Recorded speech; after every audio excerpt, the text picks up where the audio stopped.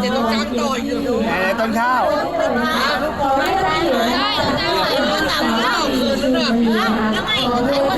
ขายไปคือข้อกันนะ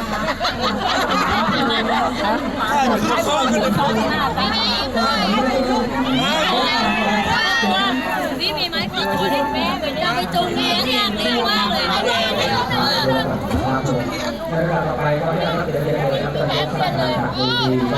หน้าใหญ่ดี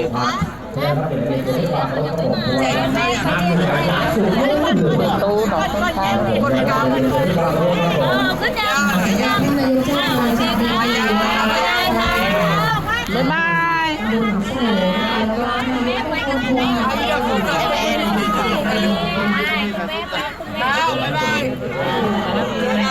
ข้าวบ๊ายบาย